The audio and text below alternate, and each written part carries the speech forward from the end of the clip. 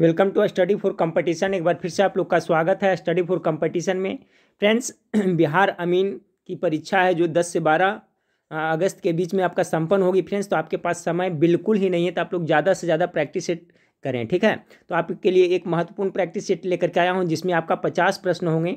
इसमें आपका general knowledge, current affairs, general science और जनरल हिंदी से रहेंगे। खंड एक में आपका 50 प्रश्न पूछा जाएगा फ्रेंड्स, ठीक है। और बिल्कुल सिलेबस के अनुसार ये प्रैक्टिस सेट है, तो पूरा जरूर देखिएगा। चैनल पर पहली बार विजिट करना है फ्रेंड्स, तो चैनल को जरूर सब्सक्राइब कर बेल आइकन को दबा दीजिएगा, क्योंकि फ्रेंड्स अभी हम आपको इस चैनल पे बिहार अमीन से संबंधित कंटिन्यू और रेगुलर सिलेबस के अनुसार प्रैक्टिस सेट आपको प्रोवाइड कराता रहूँगा एग्जाम तक, ठीक है। तो चलिए वीडियो को शुरू करते हैं फ्रेंड्स। देखिए, आपका है निम्नलिखित में से कौन से युग्म यानी जोड़े का मिलान गलत ढंग से किया गया है। प्लूटो गणतंत्र, जी हाँ बिल्कुल, प्लूटो गणतंत्र से संबंधित है। आपका अरस्तु राजनीति से भी लिखा है, जो भी लिखा है, जो पंडित जवाहरलाल नेहरू हिंद स्वराज, ये आपका गलत है फ्रेंड्स। ये हिंद स्वराज है, जो हिंद स्वराज है, जो हिंद स्वराज इसको कह सकते हैं, या इंडियन होम रूल नामक पुस्तक है, वो महात्मा गांधी के द्वारा लिखा गया है। 1909 ईस्वी में महात्मा गांधी ने लिखा था हिंद स्वराज, ठीक है। तो ये मिलान आपका यही गलत है। बाकी कार्ल मार्क्स ने दास कैपिटल नामक पुस्तक लिखा है, ये भी याद रखिएगा। तो आपका जो सही आंसर हो जाएगा फ्रेंड्स ऑप्शन नंबर सी। याद रखिएगा, हिंद स्वराज के लेखक महात्मा गांधी है, न कि पंडित जवाहरलाल नेहरू, इसलिए ये आपका गलत हो जाएगा। सवाल नंबर 2 को देखें फ्रेंड्स। सवाल नंबर 2 आपका है, आमतौर पर सिद्धांत और व्यवहार के बीच यहाँ पर बड़ा अंतर देखा जाता है। 2 का जो करेक्ट आंसर होगा फ्रेंड्स, सरकार का समाजवादी प्रकार में, ठीक है। आमतौर पर सिद्धांत और व्यवहार के बीच बड़ा अंतर देखा जाता है, कहाँ? तो सरकार का समाजवादी प्रकार में ये देखा जाता है। 2 का correct answer option number D होगा। चलिए सवाल नंबर 3 को देखें फ्रेंड्स। सवाल नंबर 3 आपका है, वर्ष 1885 में हुई भारतीय राष्ट्रीय कांग्रेस की प्रथम मीटिंग की अध्यक्षता किसके द्वारा की गई थी? तो 1885 में ही आपका भारतीय राष्ट्रीय कांग्रेस की स्थापना हुई थी। इसके संस्थापक ए.ओ. ह्यूम थे, जिन्हें हर्मिट ऑफ शिमला भी कहा जाता है। और इससे देखिए फ्रेंड्स कि 1885 ईस्वी में जो आपका भारतीय राष्ट्रीय कांग्रेस की स्थापना हुई थी, उस समय वायसराय कौन था? तो लॉर्ड डफरिन था, ठीक है, याद रखिएगा, डफरिन। लॉर्ड डफरिन के शासनकाल में आपका 1885 ईस्वी में भारतीय राष्ट्रीय कांग्रेस की स्थापना हुई थी, याद रखिएगा। यहाँ पर पूछा जा रहा है कि प्रथम मीटिंग की अध्यक्षता किसने किया था? तो इसके प्रथम मीटिंग की अध्यक्षता आपका W.C. बनर्जी ने किया था, अर्थात बोमेश चंद्र बनर्जी, ठीक है। तो याद रखिएगा, भारतीय राष्ट्रीय कांग्रेस के प्रथम अध्यक्ष कौन थे? तो आपका बोमेश चंद्र बनर्जी ही थे। चलिए सवाल नंबर 4 को देखें। 4 नंबर सवाल है फ्रेंड्स कि गांधी जी का दांडी मार्च किसका हिस्सा था? तो 4 नंबर सवाल का करेक्ट आंसर क्या होगा फ्रेंड्स, गेस करिएगा आप लोग। तो देखिए 4 नंबर सवाल का करेक्ट आंसर होगा ऑप्शन नंबर आपका सी हो जाएगा, ठीक है। 4 का सी, सविनय अवज्ञा आंदोलन का ये हिस्सा था। अब देखिए फ्रेंड्स, इसके बारे में थोड़ा डिटेल बताता हूँ, आप लोग करिएगा, याद करते चलिएगा।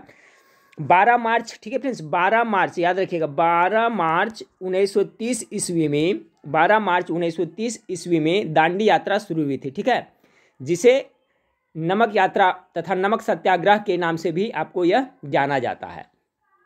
और 12 मार्च को यहाँ से यात्रा शुरू हुआ था फ्रेंड्स आपका दांडी से, और 6 अप्रैल 1930 ईस्वी को, 6 अप्रैल 1930 ईस्वी को महात्मा गांधी है जो नमक का कानून तोड़ा था, ठीक है। नमक का कानून कितना? तो 6 अप्रैल 1930 ईस्वी को महात्मा गांधी ने नमक का कानून तोड़ा था, और वहीं से सविनय अवज्ञा आंदोलन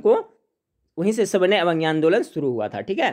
तो देखिए, गांधी का दांडी मार्च, जिसे नमक सत्याग्रह भी कहा जाता है, तो 6 अप्रैल 1930 ईस्वी को महात्मा गांधी ने नमक का कानून तोड़ा था फ्रेंड्स। जिस दिन से कानून तोड़े वही समय से सविनय अवज्ञा आंदोलन की शुरुआत हुआ। तो देखिए, हमेशा ये पूछा जाता है गांधी जी का दांडी मार्च किससे संबंधित है? तो सविनय अवज्ञा आंदोलन से शुरुआत है। दांडी मार्च महात्मा गांधी ने कब शुरू किया था? तो डेट के साथ याद रखिए, 12 मार्च 1930 ईस्वी को, और नमक कानून तोड़ा था 6 अप्रैल 1930 ईस्वी को। 5 नंबर सवाल को देखिए फ्रेंड्स कि कायांतरण चट्टान में क्या परिवर्तित कर देता है? 5 नंबर सवाल का अच्छा सवाल है। तो देखिए, कायांतरित या कायांतरण चट्टान में क्या परिवर्तित कर देता है? तो संरचना और गठन दोनों परिवर्तित कर देता है, यानी ऑप्शन नंबर सी इसका करेक्ट आंसर हो जाएगा। मांडी सिंचाई परियोजना किस नदी पर है? चलिए गेस करिए फ्रेंड्स, इसका करेक्ट आंसर क्या होगा 6 नंबर सवाल का। तो देखिए, मांडी सिंचाई परियोजना है जो आपका कौन सा नदी पे है?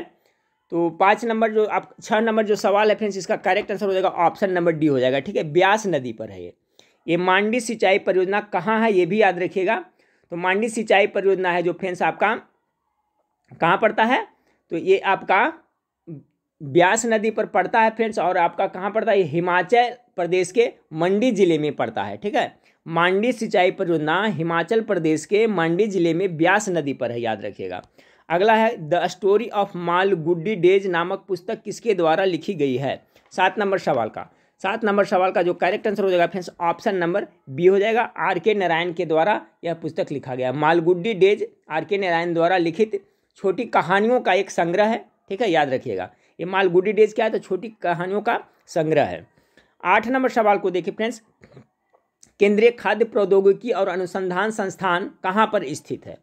8 नंबर सवाल का जो आपका करेक्ट आंसर हो जाएगा ऑप्शन नंबर बी हो जाएगा। ठीक है, 8 का करेक्ट आंसर क्या हो जाएगा, ऑप्शन नंबर बी हो जाएगा। केंद्रीय खाद्य प्रौद्योगिकी और अनुसंधान संस्थान CFTRI कहाँ पर स्थित है, तो ये आपका मैसूर में स्थित है फ्रेंड्स, याद रखिएगा। तो करेक्ट आंसर हो जाएगा आपका ऑप्शन नंबर बी हो जाएगा। सवाल नंबर 9 को देखें कि निम्नलिखित में से किसका मिलान गलत किया हुआ है। 9 नंबर सवाल का देखिए, तो 9 नंबर सवाल है आपका फ्रेंड्स सर सैयद मुर्तजा खान अलीगढ़ मुस्लिम विश्वविद्यालय। आपका 9 का जो correct answer option number A ही हो जाएगा। ये है जो आपका गलत मिलान किया गया है, बाकी ये सब याद रखिएगा। डॉक्टर भीमराव अम्बेडकर विश्वविद्यालय सही है। पंडित जवाहरलाल नेहरू विश्वविद्यालय। मदन मोहन मालवीय बनारस हिंदू विश्वविद्यालय के संस्थापक थे।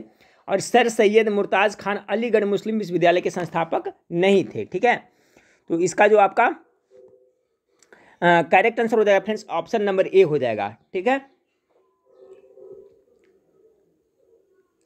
और देखिए फ्रेंड्स ये आपका जो अलीगढ़ मुस्लिम विश्वविद्यालय है, तो इसका संस्थापक कौन था फ्रेंड्स, तो इसका था सर सैयद अहमद खान था। ठीक है, ना कि सर सैयद मुर्तजा खान है। तो याद रखिएगा अलीगढ़ मुस्लिम विश्वविद्यालय के संस्थापक कौन थे, तो आपका सर सैयद अहमद खान है। तो ये आपका सुमेलित नहीं है, तो बाकी सभी ये सभी याद रखिएगा। 10 नंबर सवाल को देखिए फ्रेंड्स, निम्नलिखित में से क्या सिंधु घाटी की सभ्यता में अभिलक्षित नहीं किया गया है। अच्छा सवाल है 10 नंबर सवाल का। तो 10 का जो आपका करेक्ट आंसर हो जाएगा फ्रेंड्स आपका ऑप्शन नंबर सी हो जाएगा। ठीक है, लिपि जिसका कूटवाचन नहीं किया गया है। निम्नलिखित में से क्या सिंधु घाटी सभ्यता में अभिलक्षित नहीं किया गया है, तो लिपि जिसका कूटवाचन नहीं किया गया, यानी 10 का जो करेक्ट आंसर हो जाएगा ऑप्शन नंबर सी हो जाएगा। ठीक है, ऐसे भी फ्रेंड्स आपका जो सिंधु घाटी सभ्यता का जो लिपि है वो भाव चित्रात्मक है फ्रेंड्स, याद रखिएगा। तो यही आपका option number C correct answer हो जाएगा। चलिए 11 नंबर सवाल को देखिए फ्रेंड्स, 11 नंबर सवाल आपका है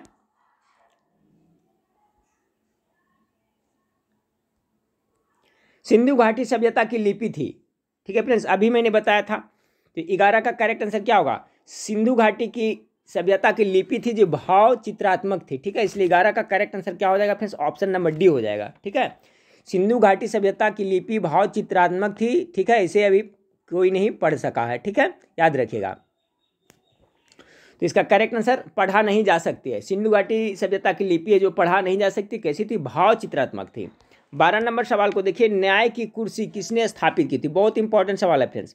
12 नंबर सवाल का करेक्ट आंसर क्या हो जाएगा, तो जहांगीर ने न्याय की कुर्सी स्थापित की थी, ऑप्शन नंबर सी इसका करेक्ट आंसर होगा। अंत्योदय का विचार किसने दिया था। 13 नंबर सवाल का हो जाएगा फ्रेंड्स अंत्योदय ना, तो अंत्योदय का विचार आपका दिया था विनोबा भावे ने दिया था। ठीक है, याद रखिएगा अंत्योदय का विचार विनोबा भावे ने दिया था। ठीक है, विनोबा भावे का जन्म कहाँ हुआ था फ्रेंड्स, ये भी याद रखिएगा आप लोग, इनका जन्म महाराष्ट्र में हुआ था, याद रखिएगा। और इन्होंने स्वतंत्रता के बाद आपका भूदान और सर्वोदय आंदोलन का नेतृत्व भी किया था। पवनार आश्रम की स्थापना किसने किया था, तो विनोबा भावे ने पवनार आश्रम का स्थापना किया था। ये सभी याद रखिएगा। तो अंत्योदय का विचार किसने दिया था, तो विचार दिया था आपका विनोबा भावे ने। चलिए अगला सवाल को देखिए, 14 नंबर सवाल आपका है, निम्नलिखित घटनाओं में से कौन पहले घटित हुई। अब 14 नंबर सवाल का देखिए फ्रेंड्स, सबका मैं बता देता हूं डेट, तो आपका कॉन्सेप्ट क्लियर हो जाएगा। रूस की क्रांति कब हुआ था, 1917 ईस्वी में हुआ था। ठीक है, 1917 में, जिसे बोल्शेविक क्रांति भी कहा जाता है। रूस की क्रांति को बोल्शेविक क्रांति भी कहा जाता है।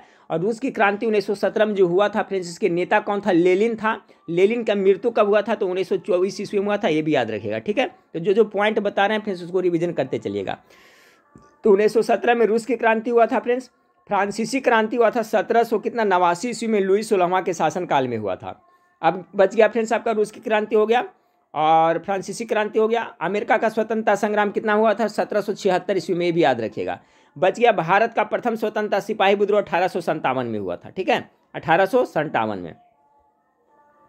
तो क्वेश्चन इसमें आपका क्या पूछ रहा है 14 का, निम्न घटनाओं में से कौन है जो पहले घटित हुआ था। अब देख लीजिए सबसे पहले कौन घटित हुआ था, 1789 है, 1776 है, फिर 1857 है, फिर 1917 है।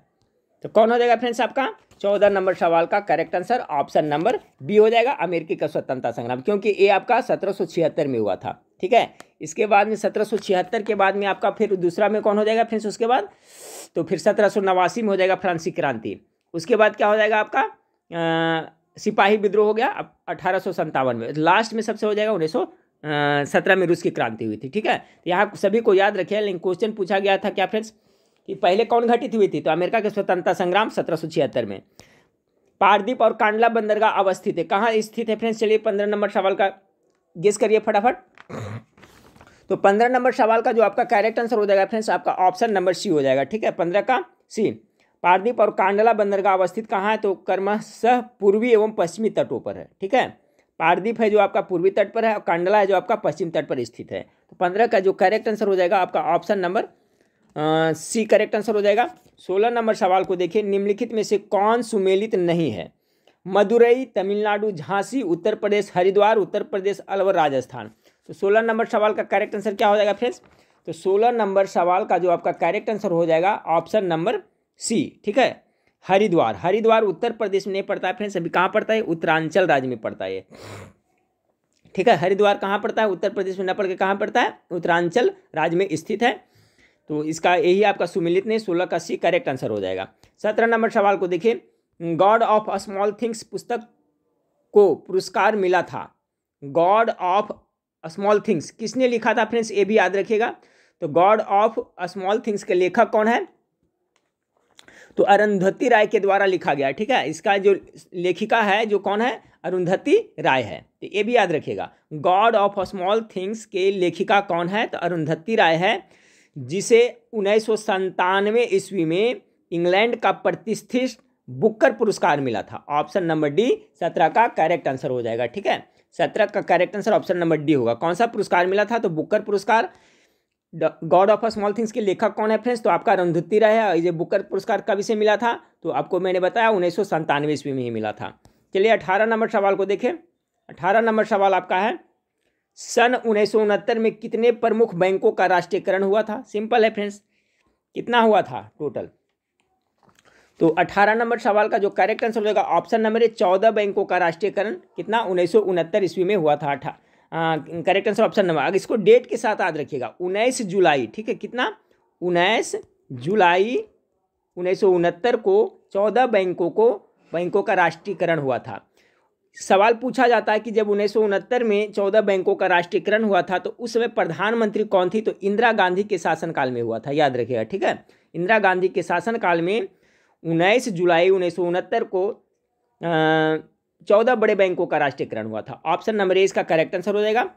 19 नंबर सवाल को देखिए कि प्रथम स्वतंत्रता संग्राम के बाद मुगल बादशाह बहादुर शाह जफर को निर्वासित किया गया था, कहाँ भेजा गया था फ्रेंड्स, तो 19 नंबर सवाल का जो करेक्ट आंसर हो जाएगा आपका ऑप्शन नंबर ए हो जाएगा, रंगून भेज दिया गया था। ठीक है, प्रथम स्वतंत्रता संग्राम के बाद मुगल बादशाह बहादुर शाह जफर को कहाँ भेजा गया था, रंगून भेज दिया गया था। 19 का correct answer option number A होगा।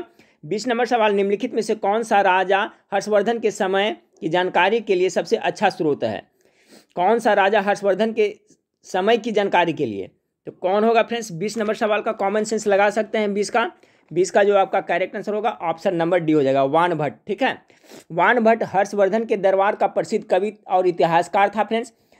इसने लिखा था कौन सा, इसकी लिखी पुस्तक हर्षचरित से राजा हर्षवर्धन के समय की पूर्ण जानकारी मिलती है। ठीक है, तो देखिए इस टाइप से क्वेश्चन इसमें बनाया है। तो राजा हर्षवर्धन के समय की जानकारी के लिए सबसे अच्छा स्रोत वान भट्ट, क्यों ये पूछा जाता है वान भट्ट किसके दरबार में रहता था, हर्षवर्धन के दरबार में रहता था, इसने हर्षचरित लिखा था जिसमें इसके बारे में पूरी जानकारी मिलती है। 21 नंबर देखिए फ्रेंड्स, इसमें करंट अफेयर्स थोड़ा बैक से लिया है। ठीक है फ्रेंड्स, तो इसको छोड़ देते हैं। 2-3 क्वेश्चन करंट अफेयर 2015-16 का है, तो मुझे उम्मीद नहीं कि 2015-16 का करंट अफेयर्स इसमें आपका पूछा जाएगा। ठीक है, तो चलिए यहाँ पर 3-4 प्रश्न है जो फ्रेंड्स आपका करंट अफेयर से है, उसको छोड़ दिए। अब 26 नंबर सवाल से देखिए। ठीक है, 26 नंबर सवाल से देखें, 26 नंबर सवाल आपका कि आकाश मिसाइल किस प्रकार का मिसाइल है। आकाश का नाम आप लोग सुने होंगे फ्रेंड्स, तो ये किस तरह से मार करता है, तो ये देखिए जमीन से हवा में प्रहार करने वाला मिसाइल है। 26 का जो करेक्ट आंसर हो जाएगा ऑप्शन नंबर सी, जमीन से हवा में प्रहार करने वाला मिसाइल है आकाश। ठीक है, याद रखिएगा। 26 का जो आपका करेक्ट आंसर हो जाएगा ऑप्शन नंबर सी हो जाएगा। चलिए सवाल नंबर 27 को देखें।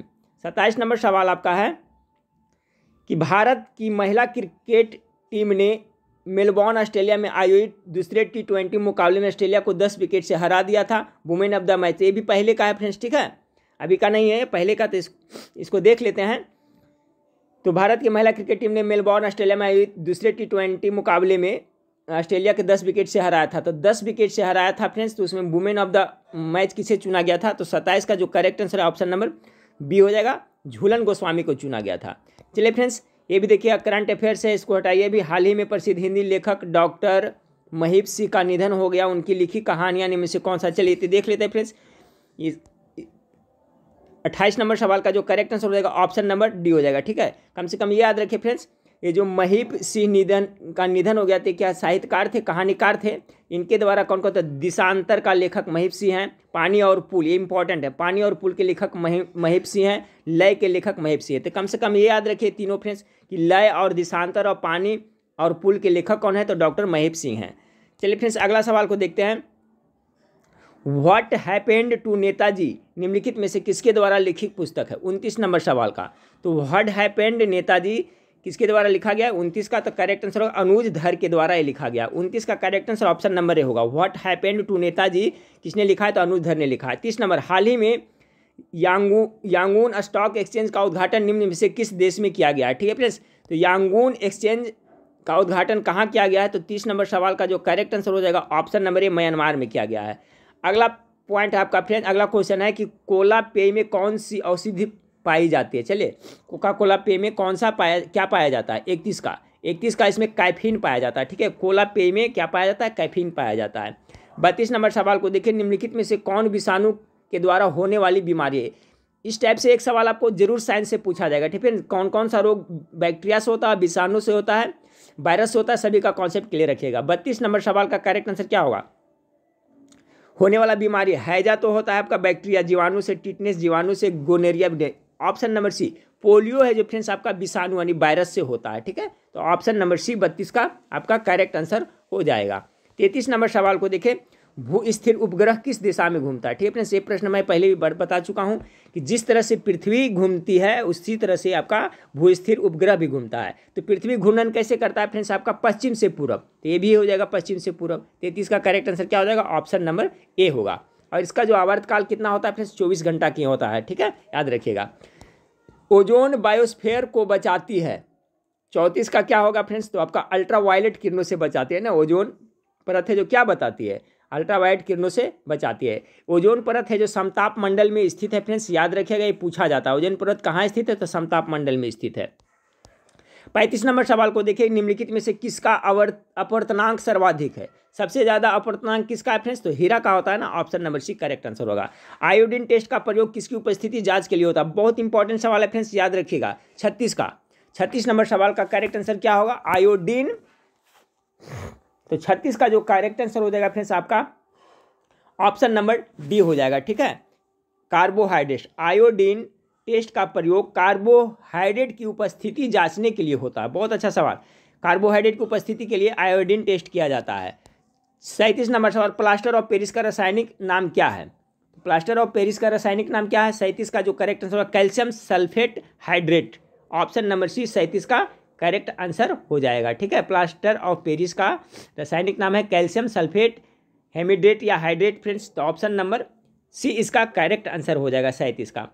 38 नंबर सवाल, हाँ फ्रेंड्स, तो सवाल नंबर 38 देखिए, सवाल नंबर 38 है कि जल का घनत्व किस तापमान पर सर्वाधिक होता है। ठीक है, तो जल का जो डेंसिटी होता है सबसे ज़्यादा कितना तापमान पर होता है, गेस कीजिए। Correct answer option number D होगा, 4 डिग्री सेल्सियस भी होता है। चलिए 39 नंबर सवाल को देखते हैं फ्रेंड्स। 39 नंबर सवाल है, 1 मोल बराबर कितना होता है। ठीक है, तो 1 मोल बराबर कितना होता है फ्रेंड्स, आपका सवाल नंबर 39 का गेस करें। 39 का जो आपका correct answer option number C हो जाएगा। ठीक है, कितना होता है, तो 6.023 इंटू 10 टू द पावर 23 होता है। ठीक है, ऑप्शन नंबर सी इसका करेक्ट आंसर होगा 39 का। अब गाडोर संख्या आप लोग पढ़े होंगे फ्रेंड्स, तो ये आपका इसका करेक्ट आंसर क्या हो जाएगा, ऑप्शन नंबर सी हो जाएगा।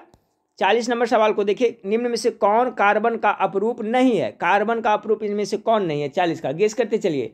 40 का करेक्ट आंसर हो जाएगा फ्रेंड्स क्या, लकड़ी का कोयला, हीरा, ग्रेनाइट और ग्रेफाइट। लकड़ी का कोयला तो है, कार्बन का हीरा भी है, डायमंड भी है और ग्रेफाइट, एक ग्रेनाइट है जो फ्रेंड्स आपका कार्बन का अपरूप नहीं है। चलिए फ्रेंड्स, अब देखिए यहाँ पर हिंदी के 10 प्रश्न जो पूछे जाएंगे, तो देख लेते हैं हिंदी का किस तरह का प्रश्न आपका सिलेबस में आपका प्रैक्टिस शीट में दिया हुआ है। तो 41 से 42 देखिए क्या करा, निम्न प्रश्नों के सर्वोत्तम विलोम शब्द को चुनना है, यानी उल्टा शब्द। तो दारिद्र्य, दारिद्र्य का क्या होगा फ्रेंड्स आपका विलोम शब्द। 41 का करेक्ट आंसर ऑप्शन नंबर वैभव हो जाएगा। ठीक है, दारिद्र्य मतलब गरीब होता है। ठीक है, एक तरह से कह सकते हैं दारिद्र्य मतलब क्या होता है, एक तरह से गरीब कह सकते हैं, जिसके पास कुछ भी नहीं, जो बिल्कुल दरिद्र है। तो इसका क्या, जो वैभवशाली, यानी कि वैभव, जिसके पास धन संपन्न है, बहुत कुछ है। तो 41 का correct answer option number C हो जाएगा, याद रखिएगा। 42 नंबर सवाल है सरल, सरल का क्या हो जाएगा उल्टा शब्द। देखिए मुश्किल भी दिया, जटिल भी दिया, कठिन भी दिया, नामुमकिन भी दिया, किस तरह से ऑप्शन दिया हुआ है। तो देखिए सरल का क्या होता है, जटिल होता है, मुश्किल कठिन सब नहीं होगा। सरल का आसान का कठिन हो सकता है फ्रेंड्स, नहीं, सरल का क्या होगा आपका जटिल होता है। चलिए अगला सवाल को देखते हैं, 43 नंबर सवाल को देखें, निम्नलिखित में से कौन सा शब्द विशेषण नहीं है। बहुत इंपॉर्टेंट, इस टाइप का एक पूछा जाएगा। 43 नंबर सवाल का करेक्ट आंसर क्या होगा, तो विशेषण इनमें से कौन नहीं है। शिक्षाप्रद विशेषण है, परिचय विशेषण, परिचय 43 का परिचय नहीं है फिर, स्वस्थ तो है, संपन्न भी है, ये परिचय है जो आपका विशेषण नहीं है। 43 का जो करेक्ट आंसर हो जाएगा फ्रेंड्स ऑप्शन नंबर सी हो जाएगा, क्योंकि परिचय शब्द है जो संज्ञा पद है, ना कि विशेषण पद है। ठीक है, ऑप्शन नंबर सी इसका करेक्ट आंसर होगा। 44 नंबर सवाल को देखिए, निम्न में से कौन सा वाक्य में अपूर्ण वर्तमान काल का प्रयोग हुआ, अपूर्ण वर्तमान काल का। 44 का correct answer option number B, Parth खेल रहा है। ठीक है, अपूर्ण है, ठीक है, पूर्ण हुआ, पार्थ खेल रहा है, कंटिन्यू हो रहा है। ठीक है, तो अपूर्ण वर्तमान काल है, खेल रहा है, कब तक खेला है क्या पता। तो ऑप्शन नंबर बी इसका करेक्ट आंसर होगा, 44 का बी। 45 निम्न में से कौन से वाक्य में संदिग्ध भूतकाल का प्रयोग हुआ है। 45 का correct answer option number C होगा, मैंने निबंध लिखा होगा। देखिए इसमें लग रहा है कि नहीं, संदिग्ध भूतकाल है कि नहीं, कि मैंने निबंध लिखा होगा, संदिग्ध है इसमें, ऑप्शन नंबर सी इसका करेक्ट आंसर होगा। 46 नंबर सवाल को देखिए फ्रेंड्स, 46 नंबर सवाल आपका है, दिए गए शब्दों में से कौन सा शब्द बादल का पर्यायवाची नहीं है। ठीक है, बादल का, तो जलद मने तो आपका बादल होता है, मेघ मतलब भी बादल होता है, पयोद मतलब भी होता है, वराधि मतलब नहीं होता है। ठीक है, 46 का जो करेक्ट आंसर होगा फ्रेंड्स आपका वराधि होगा, क्योंकि वराधि के मतलब होता है फ्रेंड्स समुद्र होता है, याद रखिएगा। वारिधि, सॉरी, वारिधि के मतलब क्या होता है, तो इसका होता है क्या होता है, समुद्र होता है, क्या होता है, समुद्र होता है, ना कि बादल होता है। तो याद रखिएगा इसका जो करेक्ट आंसर यही हो जाएगा, ये है जो बादल का पर्यायवाची नहीं है। बाकी पयोद मतलब, मेघ मतलब, जलद मतलब बादल होता है। 47 नंबर सवाल को देखिए, संस्कृत से विकृत होकर आने वाले शब्द को क्या कहा जाता है। चलिए 47 का गेस करें, बहुत अच्छा सवाल है फ्रेंड्स। तो देखिए संस्कृत का शब्द ज्यों क्या त्यों हम लोग उपयोग करते हैं, तो उसे हम तत्सम कहते हैं, और उसे विकृत यानी उसका बिगड़ा हुआ रूप को क्या कहते हैं, तद्भव कहते हैं। 47 का correct answer option number C होगा, संस्कृत यानी तत्सम के बिगड़ा हुआ रूप को क्या कहते हैं, तद्भव कहते हैं, और संस्कृत का ज्यों का त्यों लिखते हैं उसे तत्सम कहते हैं। 48 नंबर सवाल को देखें, निम्नलिखित में से आगत या विदेशी शब्द कौन सा है। 48 का करेक्ट आंसर हो जाएगा सरकार। ठीक है, सरकार है जो फ्रेंड्स आपका सरकार है जो क्या हो जाएगा फ्रेंड्स आपका विदेशी आगत शब्द है। ठीक है, 48 का सरकार है जो फारसी शब्द है, फारसी शब्द के अंतर्गत आता है, याद रखिए। ठीक है, इसलिए विदेशी शब्द की श्रेणी में ये शामिल किया जाता है इसको। तो 48 नंबर सवाल कॉन्सेप्ट समझ गए फ्रेंड्स कि निम्नलिखित में से आगत या विदेशी, तो आगत से आपका सरकार है, सरकार है जो फारसी का शब्द है, इसलिए विदेशी शब्द के अंतर्गत भी इसे रखा गया है। बाकी चंद्र, छिद्र, ग्रंथि ये सभी है जो आपका इंडियन है, क्या आपका इंडियन शब्द है फ्रेंड्स, देसी शब्द है। ठीक है, इसको तत्सम शब्द है, सभी याद रखिएगा, ये सब तत्सम शब्द के अंतर्गत आता है, सभी है जो भारतीय है। और आगत विदेशी शब्द कौन होगा, सरकार। सरकार कहाँ के कौन सा शब्द है फ्रेंड्स, तो फारसी भाषा का शब्द है, ये भी याद रखिएगा। जैसे आपको पूछा जाता है चीनी, ठीक है, चीनी है जो आपका, चीनी है जो कहाँ का शब्द है, तो चाइना का शब्द है। लीची कहाँ का है, तो आपका लीची भी है जो चाइना का शब्द है। ठीक है, इस तरह से जब पूछा जाता है तो याद रखिएगा फ्रेंड्स, लीची हो गया, चाइना हो गया, चीकू हो गया। ठीक है, तीनों शब्द है जो च से शुरुआत है फ्रेंड्स, चाइनीज से है, चाइनीज शब्द है। ठीक है, याद रखिएगा। तो 48 नंबर सवाल का हो गया फ्रेंड्स। 49 नंबर सवाल को देखिए कि कनक कनक तय 100 गुनी मादकता अधिकाय, वा खाए बौराए जग या पाए बौराए। ऊपर के देहों में कनक का क्या अर्थ होता है। ठीक है, 49 नंबर सवाल का, 49 नंबर कनक मतलब क्या होता है, सोना होता है ना। ऑप्शन नंबर बी इसका करेक्ट आंसर होगा। 49 का करेक्ट आंसर आपका ऑप्शन नंबर बी हो जाएगा। ठीक है फ्रेंड्स, 50 नंबर सवाल को देखें। एक मिनट फ्रेंड्स, 49 नंबर सवाल में आपका क्या कर रहा है, कन्फ्यूजन हो रहा है। कनक कनकते 100 गुनी मादकता अधिकाय, वा खाए बौराए जग या पाए बौरा। ऊपर के दोहे में कनक का क्या अर्थ है, ठीक है। तो कनक का अर्थ इसमें क्या हो रहा है फ्रेंड्स, 49 नंबर सवाल का हो जाएगा आपका धतुरा और सोना दोनों के सेंस में यहाँ लिया जा रहा है। ठीक है फ्रेंड्स, यहाँ पर जो दोहा में कहा गया उस हिसाब से तो इसका ऑप्शन नंबर सी हुआ, सिर्फ सोना नहीं होगा। ठीक है, कनक कनक तय 100 गुनी 2 बार आ रहा है ना, कनक कनक तय 100 गुनी, तो धातुरा और सोना दोनों के लिए आ रहा है। ठीक है, यहाँ पर देखिए कन्फ्यूज हो गए थे। कनक कनक तय 100 गुनी मादकता अधिकाय, वा खाए बौराए जग या पाए बौराए। ऊपर के दोहे में कनक का क्या अर्थ होता है, तो धातुरा और सोना के सेंस में आ रहा है। कनक कनक तय 100 गुनी आ रहा है ना 2 बार, तो ऑप्शन नंबर 49 का सी करेक्ट आंसर होगा। आंसर की में भी आपका यही दिया हुआ है। चलिए फ्रेंड्स, इस वीडियो का लास्ट सवाल को देखते हैं कि निम्नलिखित में तत्सम शब्द कौन सा है। चलिए छाटिए फ्रेंड्स तत्सम, देखिए जो संस्कृत जैसा लग रहा है वही तत्सम शब्द होगा 50 का। देखिए कौन लग रहा है, बेगम, चपरासी, जमीनी, सब नहीं लग रहा है ना फ्रेंड्स। आपका अस्थि, अस्थि इसका करेक्ट आंसर हो जाएगा। ठीक है, अस्थि संस्कृत का शब्द है फ्रेंड्स। ठीक है, तो इसका तत्सम शब्द ये हो जाएगा। तो ये 50 प्रश्न था फ्रेंड्स, क्वेश्चन का लेवल ठीक ठाक था। तो इसी तरह से फ्रेंड्स आप लोग हमें कमेंट करके बताइएगा। तो अभी से लेकर करके एग्जाम तक अब 2-3 दिन में कम से कम 10 से 15 प्रैक्टिस सेट और मैं कोशिश करूंगा आप लोग को प्रोवाइड करा दूं। साथ साथ में करंट अफेयर्स का भी क्वेश्चन आप लोग को प्रोवाइड करा रहा हूँ फ्रेंड्स। और ज़्यादा जीके जीएस पढ़ना है फ्रेंड्स, तो आप इस वीडियो के नीचे डिस्क्रिप्शन में लिंक दिया हुआ है मेरा वेबसाइट का, वहाँ पर जा करके 2-3 हज़ार जीके पढ़ना है तो जा करके आराम से वहाँ पर प्रैक्टिस सेट कर सकते हैं। नहीं तो गूगल में जाइएगा जीके मास्टरमाइंड सर्च करिएगा फ्रेंड्स, तो मेरा वेबसाइट आ जाएगा। वहाँ पर जाकर के आप आराम से वहाँ पर पढ़ाई कर सकते हैं। बहुत सारे जीके जीएस और हिंदी का ढेर सारा प्रैक्टिस सेट है। ठीक है, नहीं तो इस वीडियो के नीचे डिस्क्रिप्शन में मैं लिंक दे देता हूँ फ्रेंड्स, जो आपका हिंदी का प्रैक्टिस सेट का भी रहेगा और जीके जीएस का प्रैक्टिस सेट रहेगा। वहाँ से आप वहाँ पर चल जाइएगा, और नहीं तो डायरेक्ट गूगल में जाकर के जीके मास्टरमाइंड सर्च करिए, वहाँ पर जाकर के आप पढ़ सकते हैं। चलिए फ्रेंड्स, तो नेक्स्ट वीडियो में फिर मिलते हैं। देखने के लिए थैंक यू, धन्यवाद।